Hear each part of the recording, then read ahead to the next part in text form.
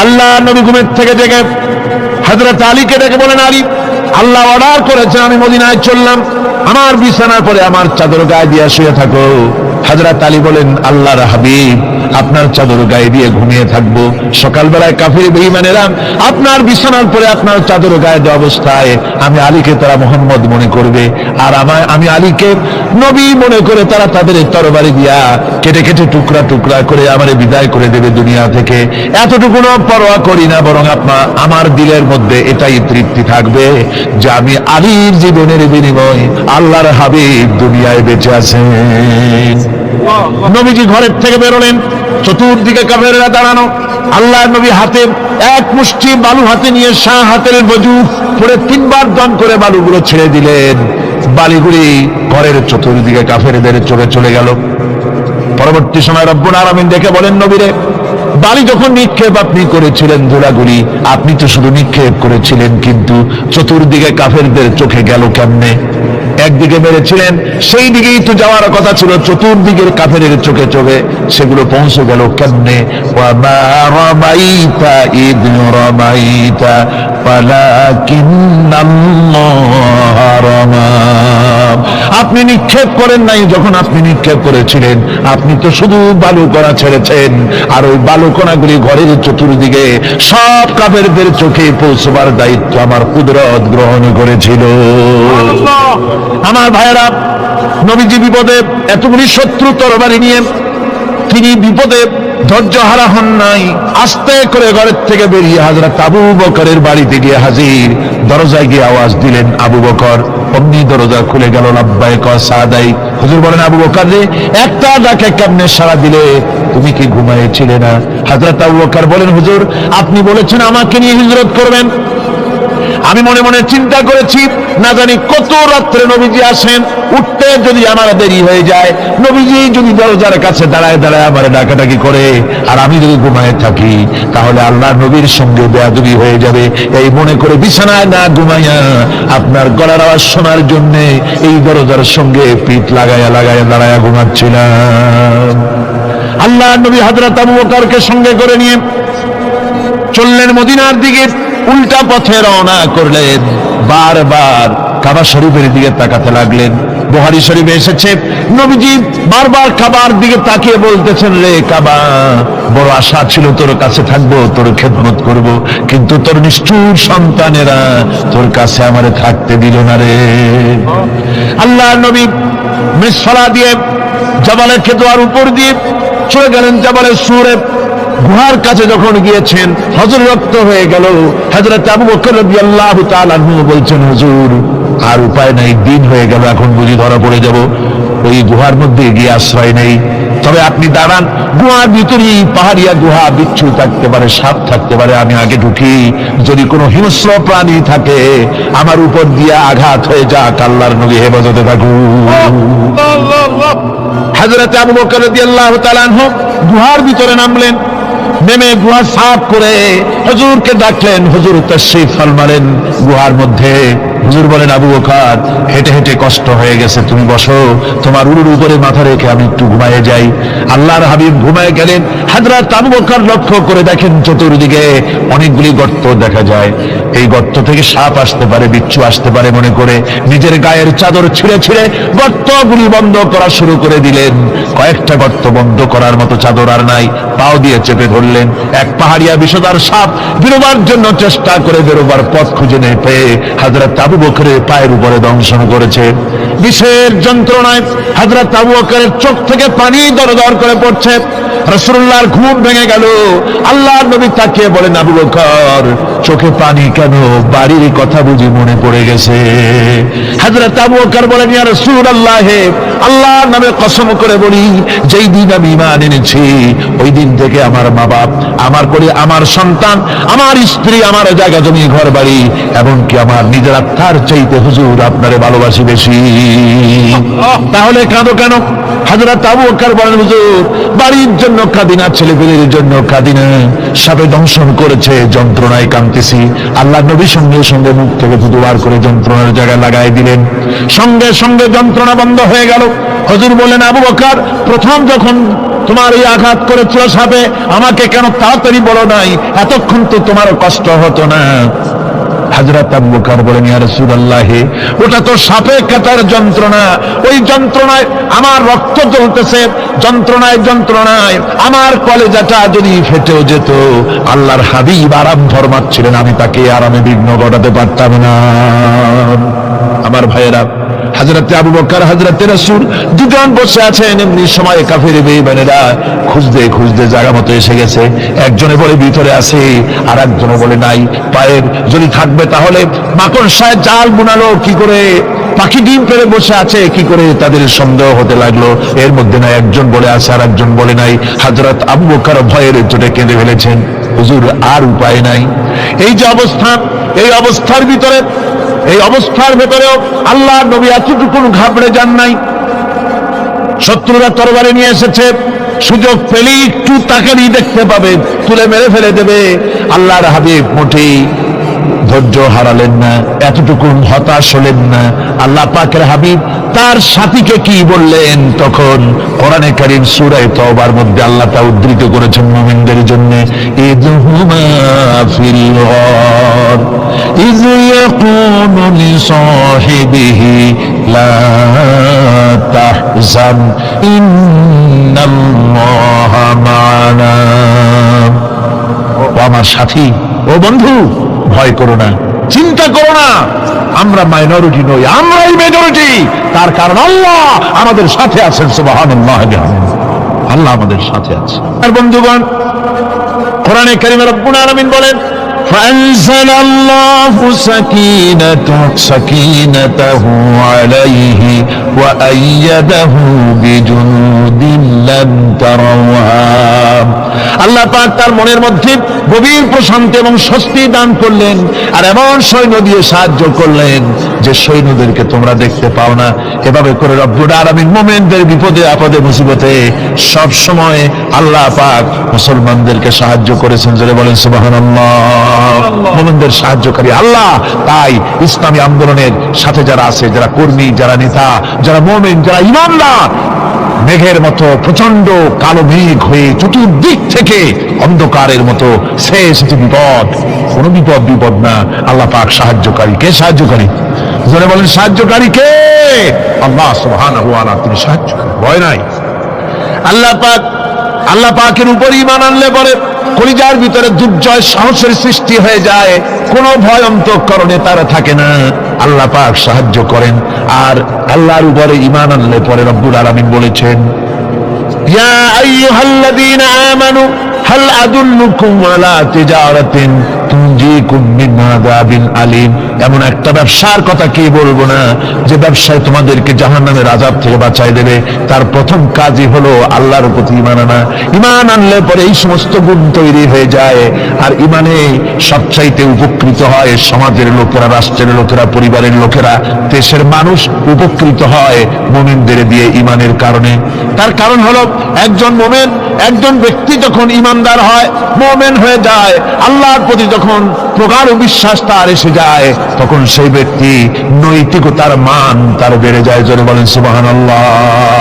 নৈতিক চরিত্রের উপরে সে প্রতিষ্ঠিত হয়, সে মিথ্যা বলতে সাহস পায় না। মুমিন ব্যক্তি মিথ্যা বলতে সাহস পায় না।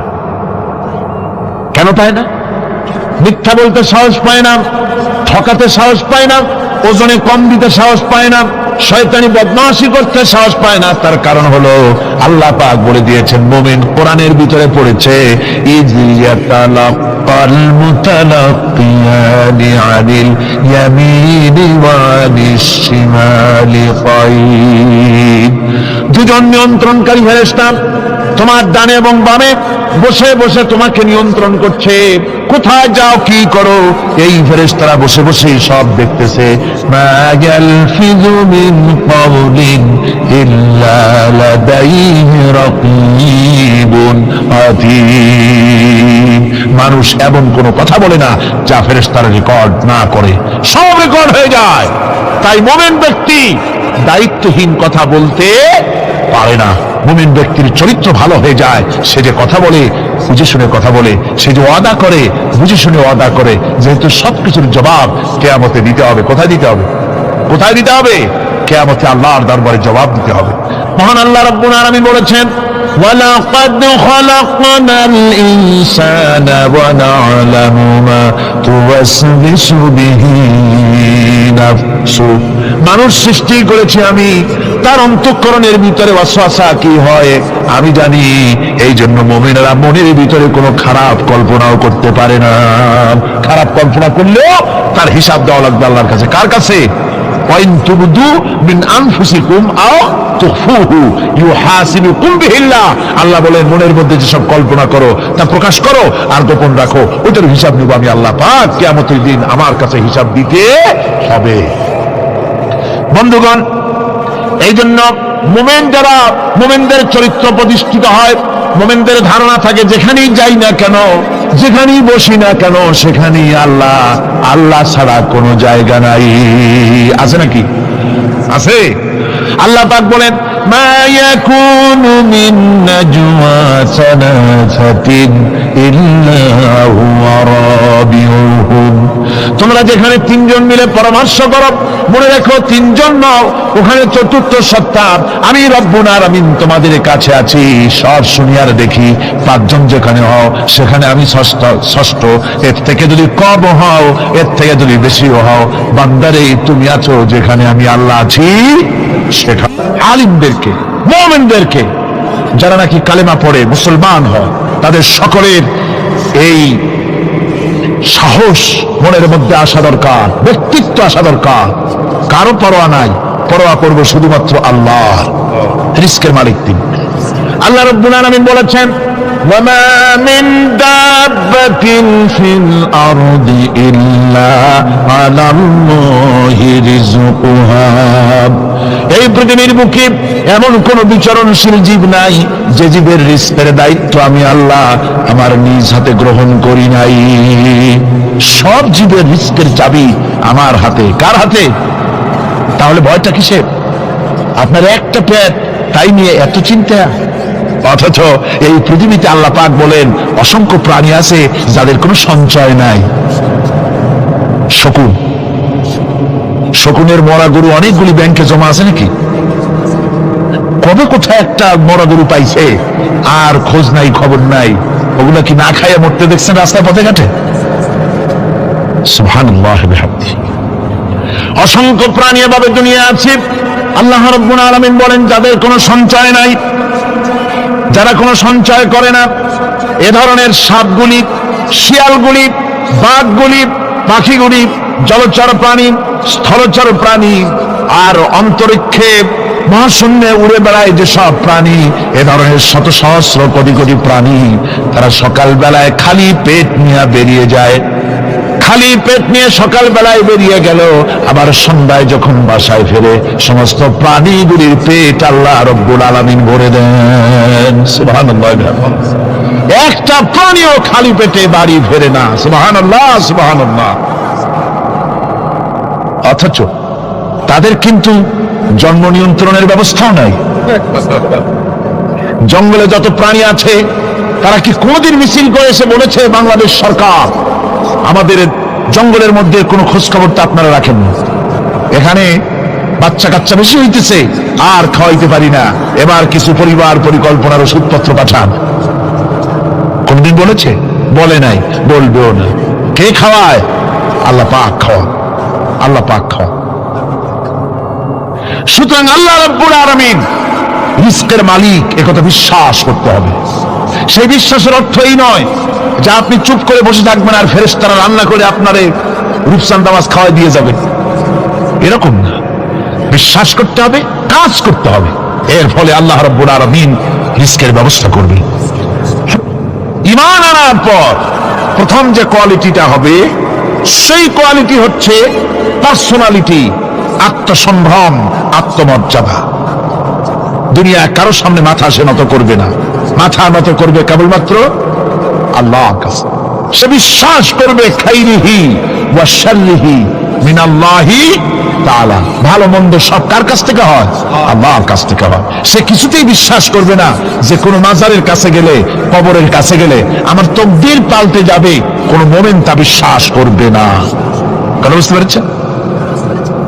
ভালো করার মন্দ করার সবটা মালিক আল্লাহ সুবহানাহু ওয়া তাআলা।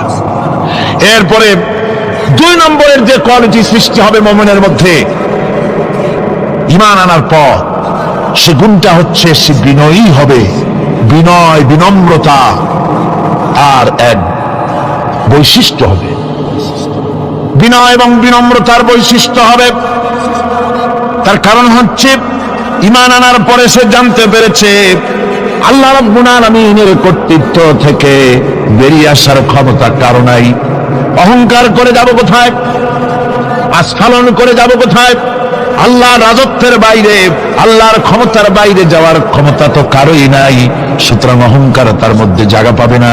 আল্লাহ পাক দুনিয়ার সমস্ত মানুষের জিনকে পরিষ্কার করে বলেছেন, ইয়া মাশারাল জিন্নি ওয়াল ইনস ইন ইসতাতাতুম আন তানফুযু মিন আকতারিস সামাওয়াতি ওয়াল আরদ ফানফুযু লা তানফুযুনা ইল্লা বিসুলতান। হে পৃথিবীর মানুষেরা আর জেনেরা, যদি সম্ভব হয় আমার আকাশের নিচের থেকে, জমিনের উপর থেকে বেরিয়ে যা।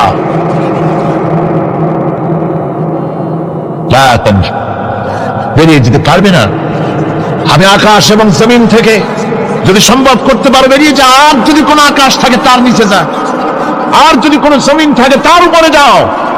এমন দেশ যদি পাও যেখানে আমার আলো ছাড়া কোনো আলো আছে, আমার বাতাস ছাড়া কোনো বাতাস আছে, আমার চাঁদ সূর্য ছাড়া কোনো চাঁদ সূর্য আছে, যাও সেখানে। আল্লাহ রাব্বুল আলামিন বলেন নাই এরকম যাওয়ার কোনো উপায় নাই। আমি আল্লাহ রাব্বুল আলামিন আকাশ আর জমিন দিয়ে প্যাকেট করে রেখেছি, আটকায় রেখেছি।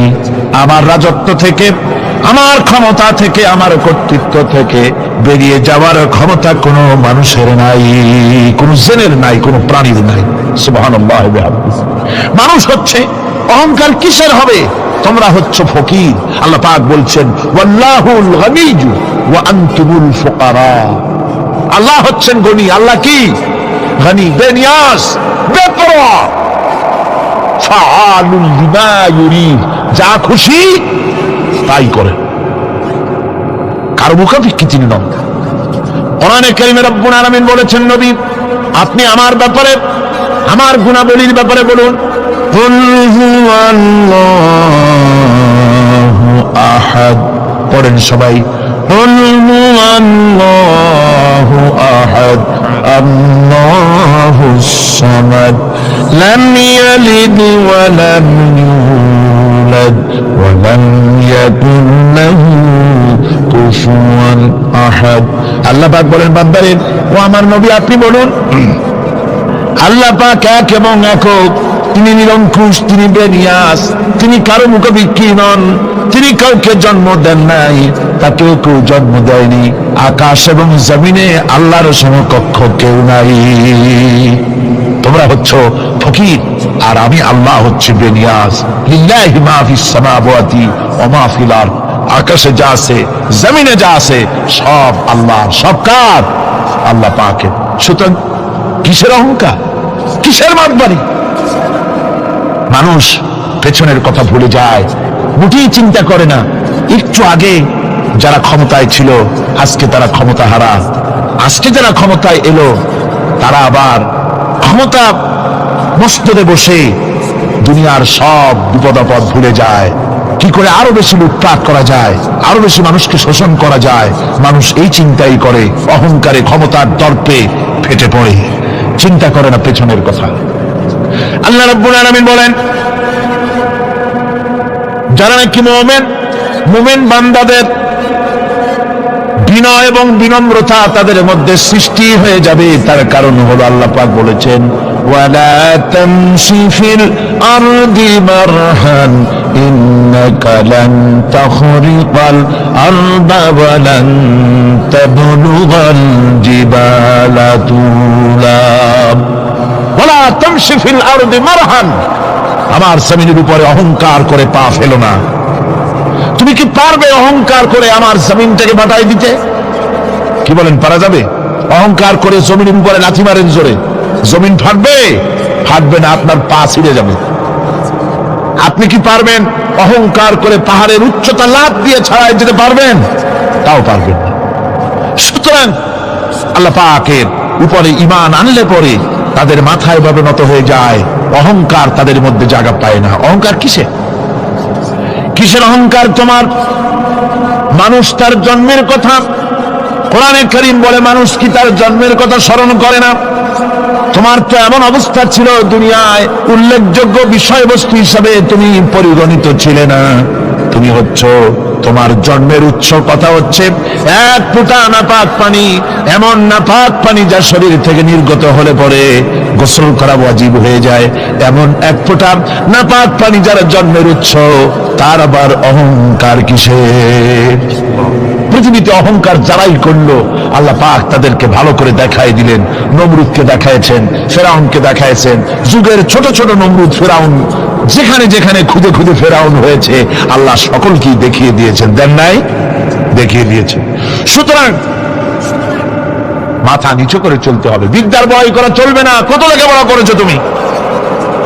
এমএ পাস করেছো, তাতে কি হয়েছে? সবেমাত্র বর্ণবোধ পড়েছো, জ্ঞানের রাজ্যে পা ঢুকিয়েছো, এখনো কিছু শেখনি। টাইটেল পাস করেছো, তো কি হয়েছে? কদ্দুর শিখেছো? নিউটনের মতো মানুষ মৃত্যুর সময় বললেন, জ্ঞান সমুদ্রের বেলাভূমিতে দাঁড়িয়ে সামান্য বালু কণা নিয়ে নাড়াচাড়া করলাম, অথই সমুদ্রের কিছুই দেখতে পারলাম না। শেখ সাদি রহমতুল্লাহ আলাইহি ইন্তেকালের সময় বলেছেন, মালুম শোধ কি হিচ মালুম না শোধ। সারা জীবন সাধনা করে বুঝিলাম ইহা, যে কিছুই বুঝিলাম না। এগুলি হচ্ছে জ্ঞানীদের কথা। আর কোন রকম ইউনিভার্সিটির বারান্দা দিয়ে 3-4 দিন হাঁটছে, কয় যে সব বুঝি। কি বুঝছো? There is no god. স্রষ্টা বলতে কেউ নেই। পাগল কি আর গাছে ধরে মিয়া? সুতরাং বিদ্যার বড়াই চলবে না, স্বাস্থ্যের বড়াই চলবে না, অর্থের বড়াই চলবে না। অর্থের বড়াই করবে, কত অর্থ তোমার হয়েছে? আল্লাহ যদি ইচ্ছে করেন ব্রেনের মধ্যে, মগজের মধ্যে এমন টিউমার করে দিবেন, মগজের মধ্যে এমন ক্যান্সার করে দেবেন, হার্টের ভিতরে এমন ক্যান্সার লাগাই দিবেন, 14 গোষ্ঠী বিক্রি করলে ঔষধের পয়সা হবে না। পারবে কিনা আল্লাহ এখন? যারা বলবেন পারবেন কিনা? এমন বহুত অসুখ আছে ডাক্তাররা বসেই না ঔষধ দেবে কি। হযরত ইউনূস আলাইহিস সালাম মাছে তারে গিলে ফেলে দিল, হতাশায় তিনি হার্ট ফেল করেন নাই। মাছের পেটের মধ্যে যদি কেউ চলে যায়, বেরিয়ে যাওয়ার জন্য কোনো ব্যাকডোর আছে নাকি? কোন পালাবার কোন রাস্তা আছে? মাছের পেটের জানালা দরজা আছে কিছু? কিছুই নেই।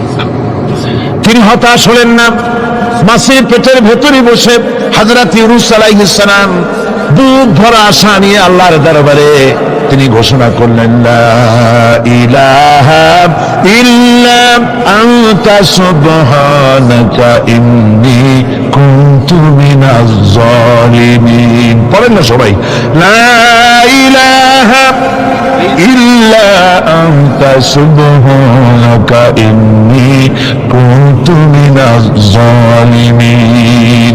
হযরত ইউনূস আলাইহিস সালাম বললেন, আল্লাহ তুমি ছাড়া কোনো ইলাহ নাই, তোমার পবিত্রতা ঘোষণা করছি, আমি জালিমদের অন্তর্ভুক্ত হয়ে গেছি। তিনি যখন চিল্লাচ্ছিলেন, মাছির পেটের ভিতরে বসে যখন কাতরুক্তি করতেছিলেন, আল্লাহ বুঝি তখন শোনেন নাই সে কথা? কি বলেন? আল্লাহ বুঝি তখন তন্দ্রায় বা নিদ্রায় ছিলেন না? আল্লাহ পাক কি ঘুমান? তন্দ্রায় যান? লা তাখুযুহু সিনাতুন ওয়ালা নাওম। আল্লাহ রাব্বুল আলামিন বলেন, কোন তন্দ্রা বা নিদ্রা আল্লাহ রাব্বুল আলামিনকে স্পর্শ করে না। হযরত ইউনূস আলাইহিস সালাম যখন মাছের পেটের ভিতরে বসে চিৎকার মারলেন, আল্লাহ পাক বলেন, ইউনূস রে, তোমার ওই ডাক কেউ শুনে নাই, দুনিয়ার কোন রাজা বাদশাহ শুনে নাই, দুনিয়ার কোন বন্ধু বান্ধব তোমারও শুনে নাই, কিন্তু আমি তোমার আরশের মালিক, আমি রব্বুল আলামিন শুনেছি। শুধু শুনি নাই, সঙ্গে সঙ্গে জবাব দিয়ে দিয়েছি। ফাস্তাজাবনা লাহু ونجيناه من الغم পড়েন فاستجبنا له ونجيناه من الغم وكذلك ننجي المؤمنين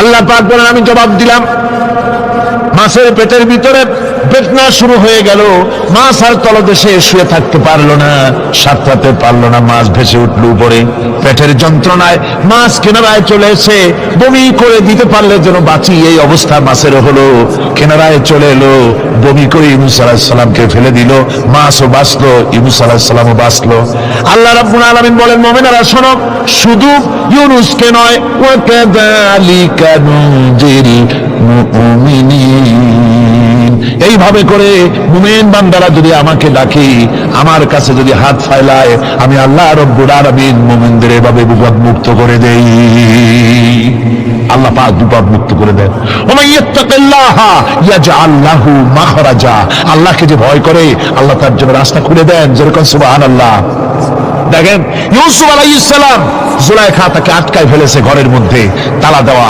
খিল দেওয়া সিটকানি মারা পালাবার পথ নাই চতুর্দিকে উলঙ্গ নগ্ন চিত্র আর এই সুন্দরী যুবতী নারী জুলাইখা তার প্রেম নিবেদন করেছে হযরত ইউসুফের কাছে যৌবনে ভরা টকবগে যৌবনের যুবক হযরত ইউসুফ আলাইহিস সালাম সৌন্দর্যের পিরামিড বাঁচার কোনো পথ নাই জুলাইখার কুপ্রবৃত্তি চরিতার্থ করে দেওয়া ছাড়া কিন্তু হযরতে ইউসুফ আলাইহিস সালাম আল্লাহ রাব্বুল আলামিনকে ডাকলেন হতাশায় ভেঙে পড়লেন না আল্লাহকে ভয় করলেন আল্লাহকে ডাকলেন আল্লাহকে ডেকে আল্লাহকে ভয় করে তালাবদ্ধ দরজার দিকে যখন দৌড় মারলেন রব্বুল আলামিন আপন কুদরতে দরজার তালাগুলি খুলে দিলেন ভাইরা আমার এভাবে করে মুমিনেরা কখনো হতাশ হয় না ফাইন্নামাল উসরি ইউসরা ইন্নামাল উসরি ইউসরা মনে রাখতে হবে দুঃখ কষ্টের সাথে থাকে সুযোগ সুবিধা আর প্রত্যেক অসচ্ছলতার সাথে থাকে উদার সচ্ছলতা এর কোনো বিপরীত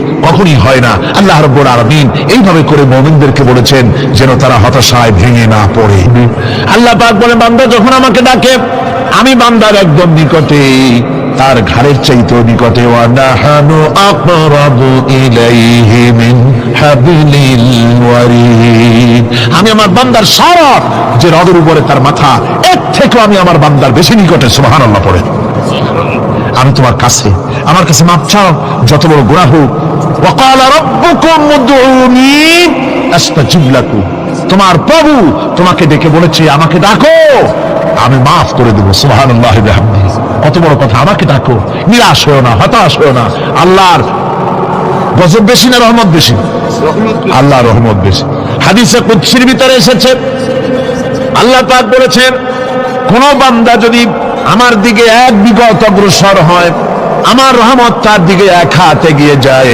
কোন বান্দা যদি আমার দিকে হেঁটে আসে আমার রহমত তার দিকে দৌড়ে যায় বান্দা যখন আল্লাহর দরবারে দুহাত উঁচু করে চোখের পানি ফেলে দেয় মুসলিম শরীফের হাদিসের ভিতরে এসেছে গভীর রাতের তৃতীয় অংশে আল্লাহ রাব্বুল আলামিন প্রথম আকাশে আসেন আর ডেকে বলেন পৃথিবীতে আছো নাকি কেউ গুনাহ করে জীবন বরবাদ করে দিয়েছো আমার কাছে মাপ চাও ঋণগ্রস্ত আছো অসুস্থ আছো অপমানিত আছো কে আছো মাজলুম আমাকে ডাকো আমার কাছে বলো আমি ডাকের সাড়া দেব জীবনের আশা পূরণ করে দেব ওই সময় যেই সমস্ত লোকেরা কাঁদে তাহাজ্জুদের নামাজ পড়ে আল্লাহ জিজ্ঞেস করেন ফেরেশতারা অমুক অমুক দেশ অমুক অমুক বান্দারা কাঁদে কেন ফেরেশতারা বলে রব্বুল আলামিন তুমি তো ভালো করে জানো আল্লাহ বলেন জানি তবু তোমাদের মুখে শুনতে চাই তারা বলে রব্বুল আলামিন তোমার এই বান্দা গুনাহ করেছে গুনার জন্য মাপ চায় জাহান্নাম থেকে বাঁচতে চায় আল্লাহ পাক বলেন ফেরেশতারা আমার এই বান্দারা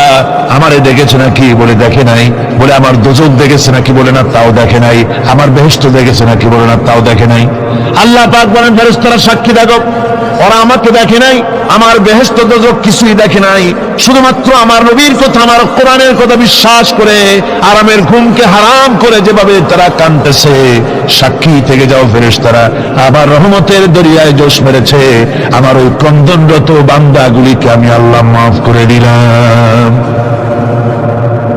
সুতরাং মুমিন বান্দা যারা আল্লাহর মুমিন বান্দা যারা এই ঈমানের কোয়ালিটি এটাও হতাশায় নিরাশায় ভেঙে পড়বে না।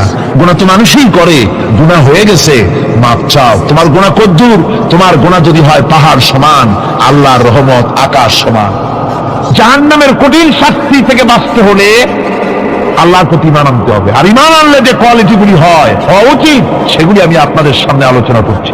এরপর আরেকটি কোয়ালিটি হবে মুমিনের, তা হলো কঠোর কঠিন বিপদে অবিচল থাকবে, বিপদে ভেঙে পড়বে না।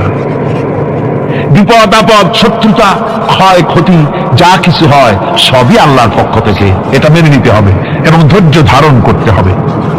বিপদ মুসিবত শুধু উম্মতের জন্য নয়, দুনিয়ার সমস্ত নবীদের বিপদ এসেছে, হয় নাই? নবীদের বিপদ আসে নাই? কোরআনে কারীম থেকে শুনুন, আল্লাহ রাব্বুল আলামিন বলেন, ওয়াকাযালিকা জাআলনা লিকুল্লি নাবিয়্যিন আদুওয়াম মিনাল মুজরিমিন। আল্লাহ পাক বলেন, এমনি করে আমি সকল নবীদের শত্রু বানিয়ে দিয়েছি সব পাপিষ্ঠ আর অপরাধ প্রবণ লোকদেরকে। প্রত্যেক যুগে নবীদের শত্রু ছিল, প্রত্যেক যুগে নবীদের কি ছিল? শত্রু ছিল। সে শত্রু কারা ছিল? আল্লাহ পাক বলছেন নবীদের শত্রু ছিল পাপিষ্ঠ আর অপরাধ প্রবণ লোক, এরাই ছিল নবীদের দুশমন। রাসূলগণের অবস্থা যদি এই হয়, তাহলে তার উম্মত, ওই দিনের ধারক বাহক যারা, তাদের বুঝি বিপদ আপদ হবে না? নাকি হবে কিনা? তো ইসলামের বিরোধিতা যারা করে, কোরআনের পরিভাষায় বলা হয়েছে ইসলামের দুশমন, নবীদের দুশমন। দুনিয়ার সব পাপিষ্ঠ আর অপরাধ প্রবণ লোকেরাই ইসলামের দুশমন হয়, নবীদের দুশমন হয়। আজও দেখেন, আজও তাকিয়ে দেখেন, ইসলামী আন্দোলনের বিরোধিতা যারা করে তারা পাপিষ্ঠ চরিত্রের কিনা তাকায় দেখেন, খুঁজে দেখেন, সর্বত্র খুঁজে দেখুন, খুঁজে দেখুন। যারা ইসলামী আন্দোলনের বিরোধিতা করে, যারা ইসলামকে মিটিয়ে দেওয়ার চেষ্টা করতেছে, যারা ইসলামকে মৌলবাদ বলে, ইসলামকে সাম্প্রদায়িক বলে, কোরআনে কারীমের কথা কত স্পষ্ট যে নবীদের দুশমন হয়, ইসলামের দুশমন হয় মুজরিম লোকেরা, অপরাধ প্রবণ আর পাপিষ্ঠ লোকেরা। আজও আমরা দেখতে পাই এই শ্রেণীর লোকেরা পাপিষ্ঠ এবং সবচাইতে সমাজের নিকৃষ্ট ধরনের চরিত্রহীন লোক। নামাজ নাই। আপনি খুঁজে দেখেন ইসলামী আন্দোলনের বিরোধীরা যারা করছে, যারা নেতৃত্ব দিচ্ছে, নামাজ নাই, রোজা নাই, চরিত্র নাই, হজ নাই, যাকাত নাই, মদ, জুয়া, জেনা, ব্যভিচার ইত্যাদিতে লিপ্ত। চেহারা দেখলে ছেলেপেলেরা 2 গ্লাস পানি খায় ভর চটে। কথা ঠিক কিনা কর? এই হলো অবস্থা। মারে কেন? মুমিনদেরকে, পয়গম্বরদেরকে, সাহাবীদেরকে এবং ঈমানদারদেরকে মারে কেন? তার কারণ হচ্ছে আল্লাহ রাব্বুল আলামিন বলেছেন, ওয়া মা নাকামু মিনহুম ইল্লা আইয়ুমিনু বিল্লাহিল আজিজিল হামিদ। কাফিররা ঈমানদার লোকদেরকে অন্য কোন অপরাধী নির্যাতন চালায় না, নির্যাতন চালায় শুধু এই কারণে যেহেতু মুমিন লোকেরা পরাক্রমশালী, আল্লাহ রাব্বুল আলামিনের দ্বীনকে কায়েম করতে চায়, তার উপরে ঈমান এনেছে, এই কারণেই তারা মারে। ঠিক কিনা কন? যুগে যুগে নবীদের উপরে, সাহাবীদের উপরে যে অত্যাচার হয়েছে, সেই অত্যাচার এই কারণেই হয়েছে, অন্য কোনো কারণে নয়। এই কঠিন বিপদে অবিচলতা এবং ধৈর্যের দৃষ্টান্ত নবীগণ পেশ করেছেন পৃথিবীর বুকে। আমরা দেখেছি ইব্রাহিম আলাইহিস সালামকে আগুনে ফেলানো হয়েছে, আছে না কোরআন শরীফে? আমি কিন্তু গল্প করতেছি না, সব কোরআনের কথা। কিসের কথা? ইব্রাহিম আলাইহিস সালামকে আগুনে ফেলানো হচ্ছে। অপরাধ কি? অপরাধ হচ্ছে হযরত ইব্রাহিম আলাইহিস সালাম দাওয়াত দিয়েছেন, লা ইলাহা ইল্লাল্লাহ। জোরে পড়েন, লা ইলাহা ইল্লাল্লাহ, লা ইলাহা, লা ইলাহা ইল্লাল্লাহ মুহাম্মাদুর রাসূলুল্লাহ। হযরত ইব্রাহিম আলাইহিস সালাম দ্বীনের দাওয়াত দিয়েছেন, এক আল্লাহর দাওয়াত দিয়েছেন, ঈমানের দাওয়াত দিয়েছেন। আর কোন অপরাধ ছিল না। নমরুদ সহ্য করতে পারল না। কোরআনে কারীমের মধ্যে সব কথাগুলি আল্লাহ পাক এই জন্য বিধৃত করেছেন, এই জন্য কোরআনে কারীমের মধ্যে সব কথা উঠায় দিয়েছেন, যাতে করে মুমিনরা বিপদ আসলে পরে যেন ঘাবড়ে না যায়।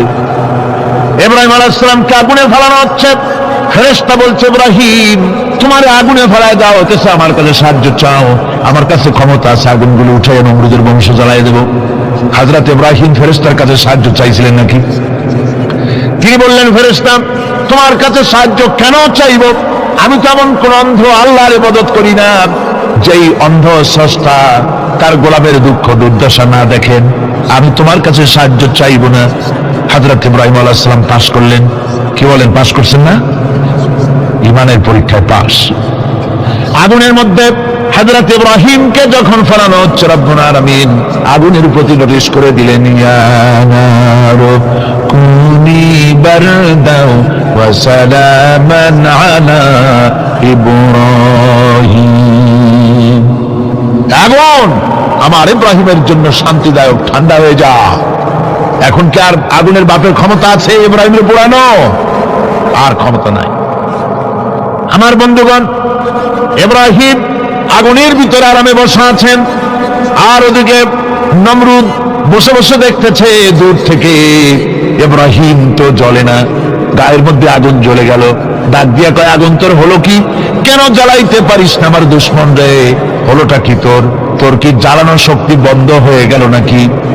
আগুনের ভিতর থেকে জবাব এলো, নমরুদ রে, আমার ভিতরে জ্বালানোর শক্তি আছে কি নাই যদি প্রমাণ করতে চাও, টেস্ট করতে চাও, তুই নিজে আয়, তোরে শুদ্ধ তামাম দুনিয়া জ্বালাই দিতে পারি, ইব্রাহিমের এক গাছা পশমও জ্বালাইতে পারি না।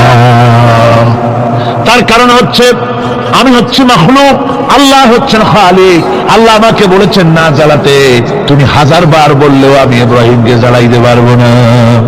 কোরআনে কারিমে ঘটনা বলে মুমিনদেরকে সাহস দেওয়া হচ্ছে, মুমিনেরা দ্বীনের কাজ করতে গিয়ে বিপদ আবাজ আসবে, ইমানের দাবি হলো বিপদ আসবে, আর বিপদ আসতে ঘাবড়ায় যেও না, মুসিবতে পড়ে চিন্তায় পেরেশানে হয়রান হয়ে যেও না।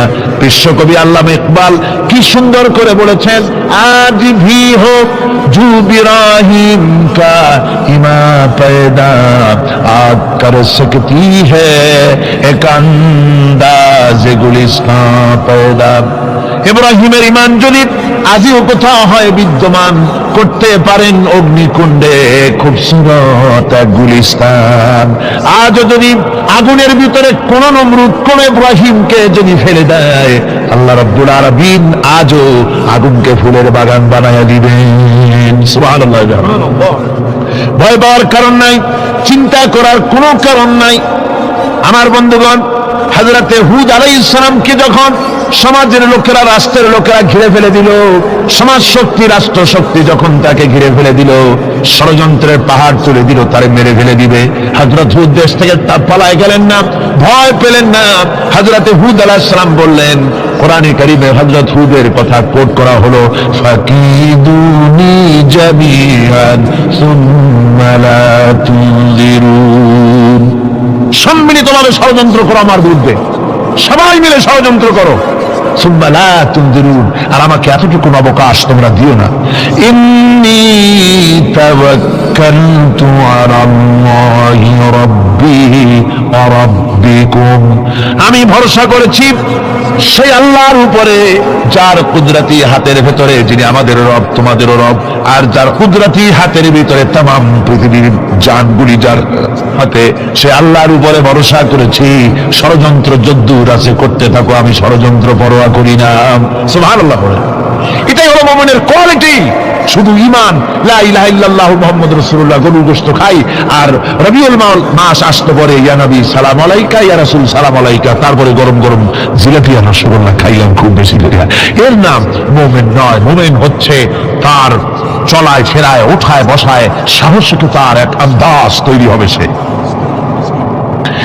আমার ভাইয়েরা, বিপদে অবিচলতা আমাদেরকে পয়গম্বরেরা শিক্ষা দান করেছেন। আমরা দেখতে পেয়েছি বিশ্বনবী জনাবে মুহাম্মদুর রাসূলুল্লাহ সাল্লাল্লাহু আলাইহি ওয়াসাল্লাম হিজরতের রাত, কাফেররা চতুর্দিকে দাঁড়ানো, হযরত জিবরাইল এসে বলেন, ইয়া রাসূলুল্লাহ, হে কাফেররা চতুর্দিকে ঘিরে দাঁড়িয়েছে, গভীর রাত, এখন হাতে তাদের তরবারি, সকাল হলে পরেই তারা আপনাকে মেরে ফেলে দিবে, তাড়াতাড়ি ওঠেন, মদিনার দিকে চলে যান। আল্লাহ নবী ঘুমের থেকে জেগে হযরত আলীকে ডেকে বলেন, আলী, আল্লাহ অর্ডার করেছেন আমি মদিনায় চললাম, আমার বিছানার পরে আমার চাদর গায়ে দিয়ে শুয়ে থাকো। হযরত আলী বলেন, আল্লাহর হাবিব, আপনার চাদর গায়ে দিয়ে ঘুমিয়ে থাকবো। সকালবেলায় কাফির বেঈমানেরা আপনার বিছানার পরে আপনার চাদর গায়ে দেওয়া অবস্থায় আমি আলীকে তারা মোহাম্মদ মনে করবে, আর আমি আলীকে নবী মনে করে তারা তাদের তরবারি দিয়া কেটে কেটে টুকরা টুকরা করে আমারে বিদায় করে দেবে দুনিয়া থেকে। এতটুকুনো পরোয়া করি না, বরং আমার দিলের মধ্যে এটাই তৃপ্তি থাকবে যে আমি আলীর জীবনের বিনিময় আল্লাহর হাবিব দুনিয়ায় বেঁচে আছেন। নবীজি ঘরের থেকে বেরোলেন, চতুর্দিকে কাফেররা দাঁড়ানো। আল্লাহর নবী হাতে এক মুষ্টি বালু হাতে নিয়ে হাতের বজু পরে 3 বার দম করে বালুগুলো ছেড়ে দিলেন। বালিগুলি ঘরের চতুর্দিকে কাফেরদের চোখে চলে গেল। পরবর্তী সময় রব্বুল আলামিন দেখে বলেন, নবীরে, বালি যখন নিক্ষেপ আপনি করেছিলেন ধুলাগুলি, আপনি তো শুধু নিক্ষেপ করেছিলেন, কিন্তু চতুর্দিকে কাফেরদের চোখে গেল কেমনে? একদিকে মেরেছিলেন, সেই দিকেই তো যাওয়ার কথা ছিল, চতুর্দিকের কাফেরের চোখে চোখে সেগুলো পৌঁছে গেল কেমনে? ওয়ামা রামাইতা ইদ রামাইতা ওয়ালাকিন্নাল্লাহ রামা। আপনি নিক্ষেপ করেন নাই যখন আপনি নিক্ষেপ করেছিলেন, আপনি তো শুধু বালু কণা ছেড়েছেন, আর ওই বালু কণাগুলি ঘরের চতুর্দিকে সব কাফেরদের চোখে পৌঁছবার দায়িত্ব আমার কুদরত গ্রহণ করেছিল। আমার ভাইরা, নবীজি বিপদে, এতগুলি শত্রু তরবারি নিয়ে তিনি বিপদে ধৈর্যহারা হন নাই। আস্তে করে ঘরের থেকে বেরিয়ে হযরত আবু বকরের বাড়িতে গিয়ে হাজির। দরজায় গিয়ে আওয়াজ দিলেন, আবু বকর। অমনি দরজা খুলে গেল। লাব্বাইক ওয়া সাদাই। হুজুর বলেন, আবু বকর রে, একটা ডাকে কেমনে সাড়া দিলে? তুমি কি ঘুমাইছিলে না? হযরত আবু বকর বলেন, হুজুর, আপনি বলেছেন আমাকে নিয়ে হিজরত করবেন। আমি মনে মনে চিন্তা করেছি, না জানি কত রাত্রে নবীজি আসেন, উঠতে যদি আমার দেরি হয়ে যায়, নবীজি যদি দরজার কাছে দাঁড়ায় দাঁড়ায় আমার ডাকাডাকি করে, আর আমি যদি ঘুমায় থাকি, তাহলে আল্লাহ নবীর সঙ্গে বেয়াদবি হয়ে যাবে। এই মনে করে বিছানায় না ঘুমাইয়া আপনার গলার আওয়াজ শোনার জন্য এই দরজার সঙ্গে পিঠ লাগাইয়া লাগাইয়া দাঁড়াইয়া ঘুমাচ্ছিলাম। আল্লাহ নবী হযরত আবু বকরকে সঙ্গে করে নিয়ে চললেন মদিনার দিকে। উল্টা পথে রওনা করলেন। বারবার কাবা শরীফের দিকে তাকাতে লাগলেন। বুখারী শরীফে এসেছে, নবীজি বারবার কাবার দিকে তাকিয়ে বলতেছেন, রে কাবা, বড় আশা ছিল তোর কাছে থাকবো, তোর খেদমত করব, কিন্তু তোর নিষ্ঠুর সন্তানেরা তোর কাছে আমারে থাকতে দিল না রে। আল্লাহর নবী মিসফালা দিয়ে জাবালে কেদোয়ার উপর দিয়ে চলে গেলেন জাবালে সুরে। গুহার কাছে যখন গিয়েছেন, হযর রক্ত হয়ে গেল। হযরত আবু বকর রাদিয়াল্লাহু তাআলা আনহু বলছেন, হুজুর, আর উপায় নাই, দিন হয়ে গেল, এখন বুঝি ধরা পড়ে যাব। ওই গুহার মধ্যে গিয়ে আশ্রয় নেই। তবে আপনি দাঁড়ান, গুহার ভিতরেই পাহাড়িয়া গুহা, বিচ্ছু থাকতে পারে, সাপ থাকতে পারে, আমি আগে ঢুকি। যদি কোনো হিংস্র প্রাণী থাকে আমার উপর দিয়া আঘাত হয়ে যাক, আল্লাহর নবী হেফাজতে থাকুন। হযরত আবু বকর রাদিয়াল্লাহু তাআলা আনহু গুহার ভিতরে নামলেন। নেমে গুহা সাফ করে হুজুরকে ডাকলেন। হুজুর তাশরীফ ফরমালেন গুহার মধ্যে। হুজুর বলেন, আবু বকর, হেঁটে হেঁটে কষ্ট হয়ে গেছে, তুমি বসো, তোমার উরুর উপরে মাথা রেখে আমি একটু ঘুমায়ে যাই। আল্লাহর হাবিব ঘুমায়ে গেলেন। হযরত আবু বকর লক্ষ্য করে দেখেন চতুর্দিকে অনেকগুলি গর্ত দেখা যায়। এই গর্ত থেকে সাপ আসতে পারে, বিচ্ছু আসতে পারে মনে করে নিজের গায়ের চাদর ছিঁড়ে ছিঁড়ে গর্তগুলি বন্ধ করা শুরু করে দিলেন। কয়েকটা গর্ত বন্ধ করার মতো চাদর আর নাই, পাও দিয়ে চেপে ধরলেন। এক পাহাড়িয়া বিষধর সাপ বেরোবার জন্য চেষ্টা করে বেরোবার পথ খুঁজে নেই পেয়ে হযরত আবু বকরের পায়ের উপরে দংশন করেছে। বিষের যন্ত্রণায় হযরত আবু বকরের চোখ থেকে পানি দরদর করে পড়ছে। রাসূলুল্লাহর ঘুম ভেঙে গেল। আল্লাহর নবী তাকিয়ে বলেন, আবু বকর, চোখে পানি কেন? বাড়ির কথা বুঝি মনে পড়ে গেছে? হযরত আবু বকর বলেন, ইয়া রাসূলুল্লাহ, আল্লাহর নামে কসম করে বলি, যেই দিন আমি ঈমান এনেছি ওই দিন থেকে আমার মা বাপ, আমার সন্তান, আমার স্ত্রী, আমার জায়গা জমি, ঘর বাড়ি, এমনকি আমার নিজের আত্মার চাইতে হুজুর আপনারে ভালোবাসি বেশি। তাহলে কাঁদো কেন? হযরত আবু বকর বলেন, হুজুর, বাড়ির জন্য কাঁদি না, ছেলেপেলের জন্য কাঁদি না, সাপে দংশন করেছে, যন্ত্রণায় কাঁদতেছি। আল্লাহ নবী সঙ্গে সঙ্গে মুখ থেকে থুতু বার করে যন্ত্রণার জায়গায় লাগাই দিলেন। সঙ্গে সঙ্গে যন্ত্রণা বন্ধ হয়ে গেল। হুজুর বললেন, আবু বকর, প্রথম যখন তোমার এই আঘাত করেছিল সাপে, আমাকে কেন তাড়াতাড়ি বলো নাই? এতক্ষণ তো তোমার কষ্ট হতো না। হযরত আবু বকর বলেন, ইয়া রাসূলুল্লাহ, ওটা তো সাপে কাটার যন্ত্রণা, ওই যন্ত্রণায় আমার রক্ত জ্বলতেছে, যন্ত্রণায় আমার কলেজাটা যদি ফেটেও যেত। আল্লাহর হাবিব আরাম ফরমাচ্ছিলেন, আমি তাকে আরামে বিঘ্ন ঘটাতে পারতাম না।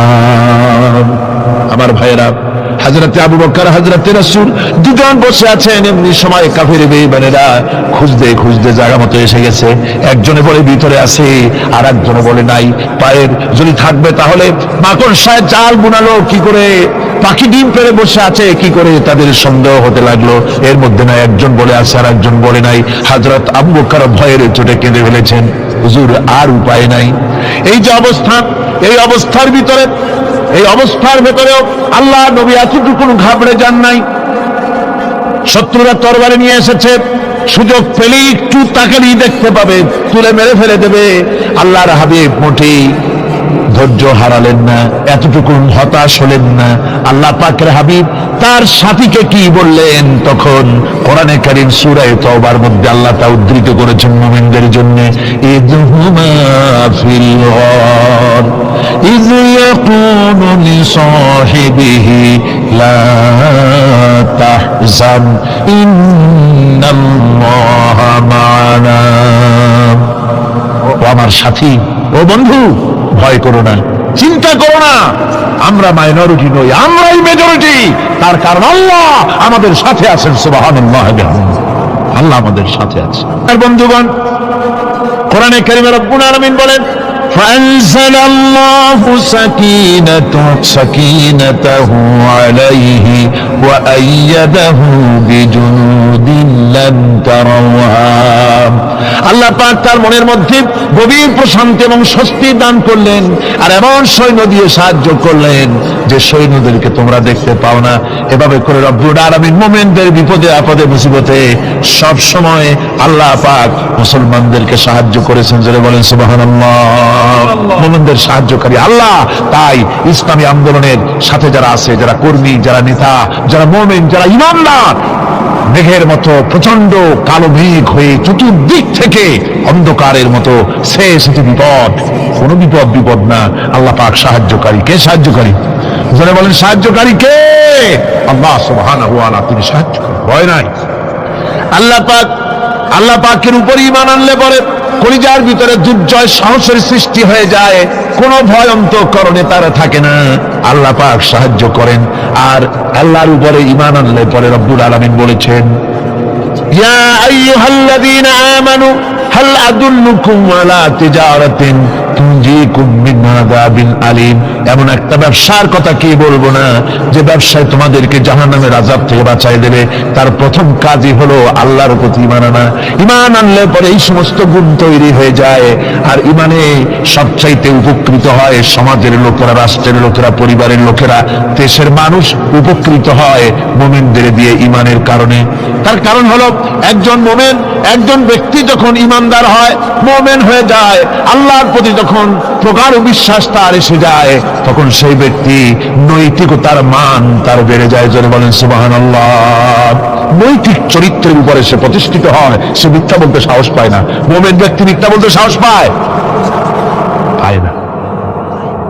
কেন পায় না? মিথ্যা বলতে সাহস পায় না, ঠকাতে সাহস পায় না, ওজনে কম দিতে সাহস পায় না, শয়তানি বদমাশি করতে সাহস পায় না। তার কারণ হলো আল্লাহ পাক বলে দিয়েছেন, মুমিন কোরআনের ভিতরে পড়েছে, ইয ইয়াতালাক্কাল মুতালাক্কিয়ানি আনিল ইয়ামিনি ওয়া আনিশ শিমালি কাঈদ। দুজন নিয়ন্ত্রণকারী ফেরেশতা তোমার ডানে এবং বামে বসে বসে তোমাকে নিয়ন্ত্রণ করছে। কোথায় যাও, কি করো, এই ফেরেশতারা বসে বসে সব দেখতেছে। মা ইয়ালফিযু মিন কাওলিন ইল্লা লাদাইহি রাকীবুন আতীদ। মানুষ এমন কোনো কথা বলে না যা ফেরেশতারা রেকর্ড না করে, সব রেকর্ড হয়ে যায়। তাই মুমিন ব্যক্তি দায়িত্বহীন কথা বলতে পারে না। মুমিন ব্যক্তির চরিত্র ভালো হয়ে যায়। সে যে কথা বলে বুঝে শুনে কথা বলে, সে যে ওয়াদা করে বুঝে শুনে ওয়াদা করে। যেহেতু সবকিছুর জবাব কিয়ামতে দিতে হবে। কোথায় দিতে হবে? কোথায় দিতে হবে? কিয়ামতে আল্লাহর দরবারে জবাব দিতে হবে। মহান আল্লাহ রাব্বুল আলামিন বলেছেন, ওয়ালাকাদ খালাকনাল ইনসানা ওয়া না'লামু মা তুওয়াসবিসু বিহি নাফসু। মানুষ সৃষ্টি করেছে আমি, তার অন্তঃকরণের ভিতরে ওয়াসওয়াসা কি হয় আমি জানি। এই জন্য মুমিনেরা মনের ভিতরে কোনো খারাপ কল্পনাও করতে পারে না। খারাপ কল্পনা করলেও তার হিসাব দেওয়া লাগবে আল্লাহর কাছে। কার কাছে? ওয়াইন তুবদু মিন আনফুসিকুম আও তুখফুহু ইউহাসিবুকুম বিহিল্লাহ। আল্লাহ বলেন মনের মধ্যে যেসব কল্পনা করো তা প্রকাশ করো আর গোপন রাখো, ওইটার হিসাব নেব আমি আল্লাহ পাক কিয়ামতের দিন, আমার কাছে হিসাব দিতে হবে। বন্ধুগণ, এই জন্য মুমিন যারা, মুমিনদের চরিত্র প্রতিষ্ঠিত হয়, মুমিনদের ধারণা থাকে যেখানেই যাই না কেন, যেখানেই বসি না কেন, সেখানেই আল্লাহ, আল্লাহ ছাড়া কোনো জায়গা নাই। আছে নাকি? আছে। আল্লাহ পাক বলেন মা ইয়াকুনু মিন নাজওয়া সালাসাতিন ইল্লা হুয়া রাবিউহুম। তোমরা যেখানে তিনজন মিলে পরামর্শ করো, মনে রেখো তিনজন নও, ওখানে চতুর্থ সত্তা আমি রব্বুল আলামিন তোমাদের কাছে আছি। সব শুনি আর দেখি, পাঁচজন যেখানে হও সেখানে আমি ষষ্ঠ। এর থেকে যদি কম হও, এর থেকে যদি বেশিও হও, বান্দারে তুমি আছো যেখানে আমি আল্লাহ আছি সেখানে। উপায় নাই, সব জায়গায় আমি দেখতে পাচ্ছি। শুধু তাই নয়, রাত্রিবেলায় মানুষেরা গোপনে পরামর্শ করে, করে না? করে কিনা? রাতে রাতে পরামর্শ করে, এক জায়গায় বসে, হলের মধ্যে, পাহাড়ের মধ্যে, কোন জায়গায় বসে পরামর্শ করে। কি পরামর্শ? ইসলামী আন্দোলনের লোকদের মারবে, কোথায় তাদের ধরবে, কোথায় তাদের অত্যাচার করবে, এই সমস্ত পরামর্শ করে। আল্লাহ পাক বলছেন, শুনুন, আল্লাহ রাব্বুল আলামিন বলেন ওয়া হুয়া মাআহুম ইয ইউবাইয়িতুনা মা লা ইয়ারদা মিনাল কওল ওয়া কানা আল্লাহু বিমা তা'মালুনা মুহীতা। আল্লাহ পাক বলেন তিনি তো ঠিক সেই সময়ও তোমাদের কাছে থাকেন যখন তোমরা নিজেদের ঘরের মধ্যে বসে, কোন এক জায়গায় বসে আল্লাহর মর্জির খেলাফ পরামর্শ করো, আল্লাহ তখনও তোমাদের কাছে থাকেন। আল্লাহর এহাতা থেকে, আল্লাহর কর্তৃত্ব থেকে বেরিয়ে যাওয়ার কোনো উপায় নাই। সুতরাং গোপনে বলেন, প্রকাশ্যে বলেন, যেভাবেই যা কিছু করা হোক না কেন, আল্লাহর কাছে আমাদের সমস্ত অপরাধগুলি ধরা হয়ে যায়। আর এটাই হচ্ছে ইমানের সীমা পরিসীমা। তিলকা হুদুদাল্লাহ ফালা তা'তাদুহা। তিলকা হুদুদুল্লাহ, এটাই হচ্ছে আল্লাহর সীমানা। ইমানের এই সীমারেখা বজায় রেখে ইমানের উপরে মজবুত করে কোনো ব্যক্তি, পরিবার, সমাজ, রাষ্ট্র যদি তৈরি হয়, তাহলে সেই সমাজই শান্তি আসে, সেই সমাজই আরাম আসে, সেই রাষ্ট্র শান্তিপূর্ণ হয়, সেখানে দিন কায়েম হয়, মানুষ সুখ সমৃদ্ধি খুঁজে পায়। সুতরাং আমরা আজকে আলোচনা করলাম ইমানের কোয়ালিটি। কি আলোচনা করলাম? ইমানের কোয়ালিটি। এই কোয়ালিটি দিয়ে যেন আল্লাহ আমাদেরকে ভরপুর করে দেন। জোরে বলেন আমিন। আরো জোরে বলেন আমিন। ربنا ظلمنا أنفسنا وإن لم تغفر لنا وترحمنا لنكونن من الخاسرين ربنا لا تزغ قلوبنا بعد إذ هديتنا وهب لنا من لدنك رحمة إنك أنت الوهاب ربنا فاغفر لنا ذنوبنا وكفر عنا سيئاتنا وتوفنا مع الأبرار ربنا وآتنا ما وعدتنا على رسلك ولا تخزنا يوم القيامة إنك لا تخلف الميعاد আয় আল্লাহ রব্বুল আলামিন, বিশাল এই জনতা নিয়ে তোমার দরবারে হাত তুলেছি। রব্বুল আলামিন, কোরআনে কারীমের মাহফিল বড় আশা করে হাত তুলেছি। মেহেরবানি করে আলোচনার সওয়াব রাসূল করিম সাল্লাল্লাহু আলাইহি ওয়াসাল্লামের রূহ মুবারকে পৌঁছায় দাও। तमाम পৃথিবীর মাটির নিচে মুমিন মুমিনাত যারা শুয়ে আছে তাদের রূহের উপরে সওয়াব পৌঁছায় দাও। রব্বুল আলামিন, আমাদের মা বাপ যাদের দুনিয়া থেকে বিদায় হয়ে গেছে, কবরগুলিকে জান্নাতের টুকরা বানায়া দাও। রব্বির হামহুমা কামা রব্বায়ানি সগীরা। সবাই পড়েন রব্বির হামহুমা কামা রব্বায়ানি সগীরা। আল্লাহ, আমাদের মা বাপ যাদের বেঁচে আছে স্বাস্থ্য ভালো রাখো। আল্লাহ তাদেরকে হায়াতে তাইয়্যিবা দাও, সিহাতে কুল্লিয়া দাও, খাতিমা বিল খাইর করো। রব্বুল আলামিন, কোরআনে কারীমের মাহফিলে বড় আশা করে আমরা হাত তুলেছি। আমাদের জিন্দেগির সকল গুনাহ খাতা মাফ করে দাও। আয় আল্লাহ তাআলা, জীবনে বহু গুনাহ করেছি, গুনাহ করে করে জীবনটাকে নষ্ট করে দিয়েছি। আয় আল্লাহ, তুমি দয়া করে মেহেরবানি করে আমাদের জিন্দেগির গুনাহ মাফ করে দাও। রব্বুল আলামিন, না বুঝে সওয়াব মনে করে অনেক শিরক বিদআত আমরা করেছি, মনে করেছি ওতে সওয়াব হবে, আমরা বুঝি নাই। আল্লাহ, আমাদের ভুল বুঝানো হয়েছে, নিজেরাও ভুল বুঝেছি। এভাবে সওয়াবের নিয়তে শিরক বিদআত আমাদের মধ্য থেকে যা হয়েছে, আল্লাহ দয়া করে তুমি আমাদেরকে ক্ষমা করে দাও। আয় আল্লাহ, আমাদেরকে দয়া করে শিরক এবং বিদআত মুক্ত জীবন যাপনের তৌফিক দিয়ে দাও। রব্বুল আলামিন, এত বড় বিরাট তাফসীর ও কোরআন মাহফিল, লক্ষ লক্ষ টাকার প্রয়োজন, আল্লাহ টাকা পয়সার অভাব নাই। রব্বুল আলামিন, তুমি গানি আর আমরা ফকির। আয় আল্লাহ, এই শহরে এমন লোক আছে একজনই মাহফিলের খরচ দিয়ে দিতে পারে। আল্লাহ, তোমার বান্দাদের দিল তুমি নরম বানাইয়া দাও। কোরআনের মাহফিল কোন বছর ঋণগ্রস্ত থাকে নাই, এবারও যেন থাকে না। আল্লাহ, বাজেট যা আছে তার চাইতে বেশি তুমি মেহেরবানি করে জোগাড় করে দাও। রব্বুল আলামিন, আরেকটা দোয়া তোমার দরবারে করি। চেসনিয়া আর বজনিয়া শেষ হয়ে গেল, আল্লাহ ওদের সাথে আমাদের রক্তের সম্পর্ক নাই, ওদের সাথে আমাদের আত্মীয়তার সম্পর্ক নাই, ওদের সাথে আমাদের শুধু ইমানের সম্পর্ক। আল্লাহ, ওদেরকে মেরে মেরে কাফিররা শেষ করে দিল। মাবুদ, বজনিয়ার চেসনিয়ায় আর একবার তুমি তোমার রহমতের ফেরেশতা পাঠায় দিয়া সাহায্য করো। আল্লাহ, কাশ্মীরের মুসলমানদের উপরে আরেকবার সাহায্য করো। রব্বুল আলামিন, এই মাহফিল আল্লাহ যত মানুষ আসে, আল্লাহ বড় আশা নিয়ে আসে কোরআনের মাহফিলে। অনেকের রোগ ব্যাধি আছে, তাদের ধারণা কোরআনের মাহফিলে দোয়া কবুল হয়। আল্লাহ, তুমি দয়া করে এই ধারণা তুমি মঞ্জুর করে নাও। যার যত রোগ আছে, বালাই আছে, ব্যাধি আছে, আল্লাহ সকলকে মাফ করে দাও। সুবহান রাব্বিকা রাব্বিল ইজ্জাতি আম্মা ইয়াসিফুন ওয়া সালামুন আলাল মুরসালিন আলহামদুলিল্লাহি রাব্বিল আলামিন। ওয়াজআল আখিরা কালিমাতিনা ইনদাল মাউত লা ইলাহা ইল্লাল্লাহু মুহাম্মাদুর রাসূলুল্লাহ। ولقد خلقنا الإنسان ونعلم ما توسوس به نفسه ونحن أقرب إليه من حبل الوريد। মানুষ সৃষ্টি করেছি আমি, তার অন্তঃকরণে কি চিন্তা হয়, কি কল্পনা হয় তাও জানি আমি। আর আমি আমার বান্দার যেই সাহারাকের উপরে মাথাটা খাড়া আছে, এই রোগের চাইতেও আমি বান্দার বেশি নিকটে।